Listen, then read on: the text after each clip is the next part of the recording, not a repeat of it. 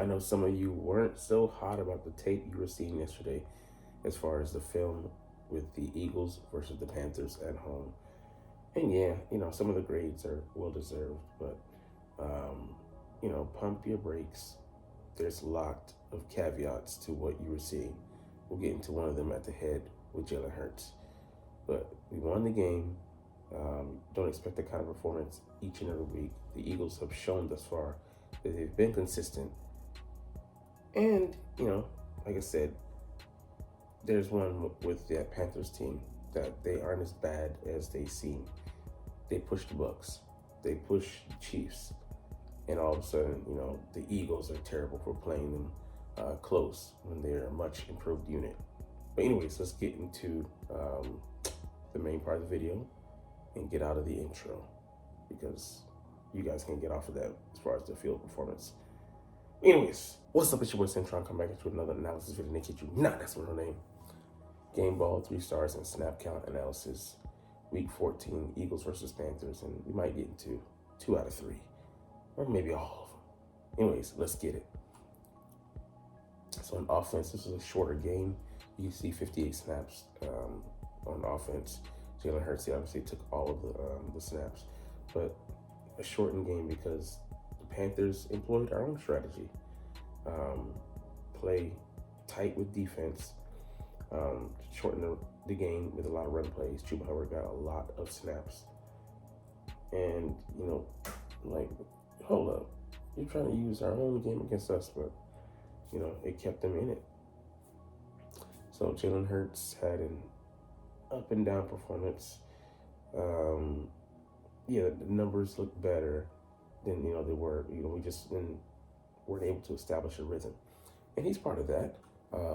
But I hate when people show plays like this, because I think this is really a route where AJ is designed to take away, take a top off the defense and, create space underneath. So his route opens up the door for, underneath stuff, takes that out of the way. So this guy here's in conflict, and then, you can have that.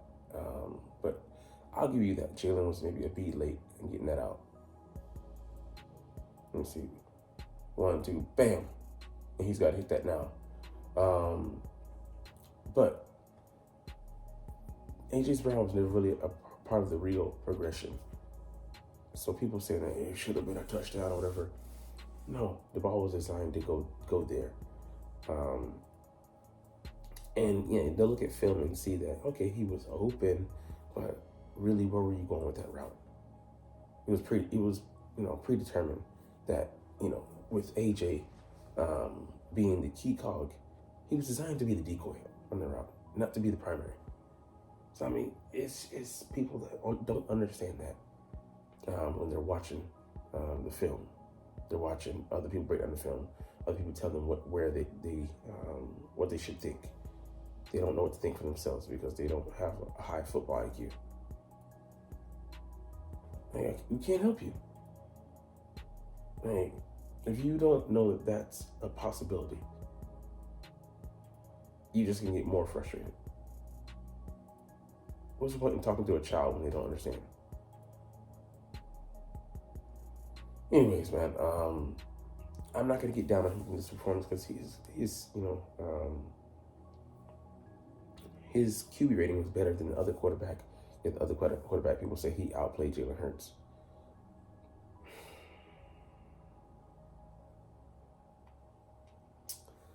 Yeah, I'm not gonna even expand upon that. All right, Saquon Barkley, 44 snaps. Kenny Gainwell, 14. And I didn't even notice Kari blessing Gummy in the game. Saquon, I think he got enough snaps. I don't think the other running backs got enough because we were just scattershot with our commitment to the run. We would go for a 7-yard gain, 8-yard gain. Like I said, funny enough, you look at the other side, they only had Chuba Hubbard available at one point, and that led to them using him, spamming him on a couple drives. I thought we should have done that with Saquon. When the run was working, and we got into 2nd and 2, we got into second and 3, he gave us those opportunities, and then we would run a different run play. Anyway, you get stopped. I'm like, why can't you go run, pass instead of run, and make it predictable? You know, we get back on the ball, but then we, run, and then we get stopped. I'm just like, it's just too predictable. And that frustrated the hell out of me. The play calling was so vanilla yesterday. And I don't think it was this, but it was just like, okay, well, we're playing the Panthers, we can just run, blase plays. Scheme up some actual shit. I get that we're trying to save plays for the Panthers, for the Steelers, whatever, but bro, it is ridiculous how bland things are looking out there. But yeah, Saquon, Kenny looked good. Why didn't we use him more? Hey, we use some of the plays, like the plays that we call awesome, and we don't come back to him. Yeah, it's confounding. All right, the wide receivers. I'll say this, just without going into too much detail, like the routes they had, running, like in this route here, in this here, like there's not a lot of creativity, to like, why can't you have this guy, stretching the field here, spreading the defense out a little more. Like the concepts, like they had generally the guys in the same area of the field, and we've seen this issue previously. And I don't want to say that it's this, but like I feel like this is like a heavy Nick Sirianni strategized offense. As far as like it's not, as creative. It's not as diverse as we've seen in other weeks, and it's just like, well, the first 15 stink, and like people say it's Kellen Moore. I don't know whether it's him or whether it's Nick Sirianni, but that first 15 has to fucking go. Like it doesn't work, each and every week. And I don't care if you're testing out the defense, if you're you think you're not highlighting the players.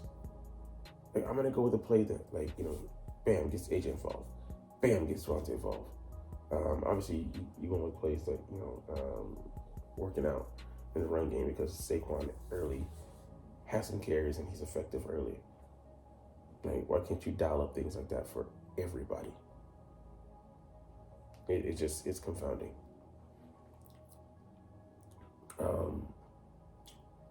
But as a whole, I saw each and every receiver do some good things, and they're gonna have limited opportunities, but they're never gonna be a huge part of the offense. Johnny Wilson and Jahan Dotson, they're mostly gonna be passing game decoy, heavy in the run game. But that number of snaps and that number of targets, gotta be better. Gotta be better. And this is false, disingenuous. He was just unhappy about his usage as far as the impact he was allowed to have on the game. Not happy about the number of targets, but that are it contributed to our passing game being ineffective.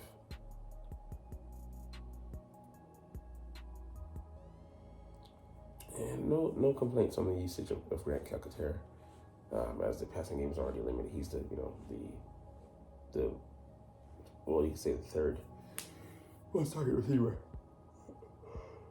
Excuse me. But there weren't a lot of opportunities presented. So 3 targets, you cut them all, especially in the red zone. That touchdown, where he's coming off of that second chance ball, he comes open on the drag route. Beautiful work. Offensive line, I don't know. I'd have to see. I can say there was maybe some confusion up front. And some guys that weren't able to hold on to blocks. But I'd have to see, the film to evaluate them. So my gut feeling tells me that there were some misassignments, but we'll have to see. But in the run game, them boys were working. And it's sad that we didn't let them do some more work. Right, edge defenders, Nolan Smith. He missed, some contain. And just the guys, when they got there to Bryce, they weren't finishing, as a whole. So that was sad to see. I was positive to, that they were beating their men up front and, getting to him. But Bryce, is 5'10", he's like around or under 200 pounds. He shouldn't be evading you guys like that. Come on now. In the interior defensive line, I think they were winning a good number of their assignments. But they got to learn how, when you win, how to rush a quarterback. So, we saw them winning their individual matchups, but as far as a team pass rushing, they weren't, pushing the guy into other people's laps. So they got to work on that pass rushing integrity. So you lose and contain, and then it goes to shit.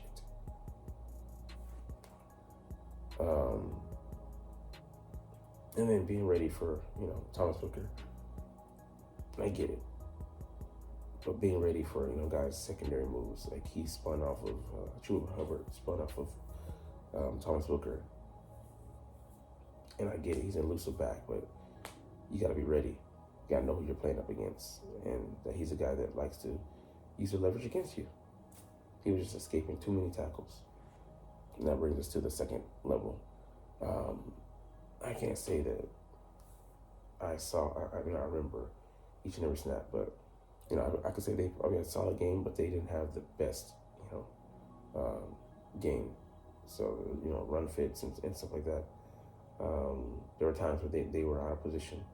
And I don't know if it was, the linebackers per se. But I could definitely say this next group got to do some better tackling. And, pass coverage got cooked a little bit. So I remember Cooper DeJean, taking a task by Adam Thielen. And it is what it is. But, he'll be better for this. But he got a NFL lesson in route savvy by one Adam Thielen. Chauncey Gardner-Johnson, seeing what you hit. He had his head, down. He got, he could have seriously injured his teammate, Zach Bond. So, bro, and he injured himself. And then on the opposite end, he got the pick, good awareness and coverage. And good underneath coverage by Cooper DeJean, But, he delivered a big hit on Xavier Legette early in the matchup, but he's got to keep his head up. Avonte Maddox didn't look good in the snaps again. Just the more we can keep him off the field, the better. Safety, I'd say his snaps were okay, but as a slot corner, just not really providing anything. Isaiah Rodgers don't even really remember. I remember him once inside. I was like, that's rare for him to take a snap there, but I'm not opposed to that over maybe Avonte out there. Tristan McCullum, decent game, but I know that, there's some things that he missed as far as Reed Blankenship would give you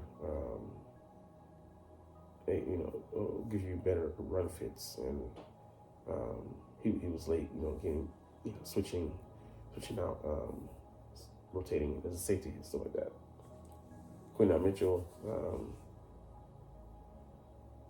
there were a couple plays where I saw that he was not out of position, but he got beat. But solid game from him overall, I would say.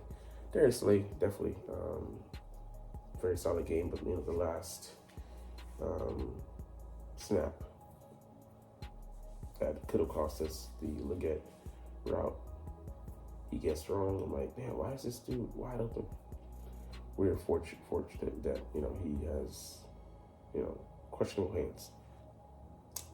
But anyways, we'll get up out of here on that note. That's everybody. But it's all good because, hey, I know that you're not even watching though. But like I said, it's okay.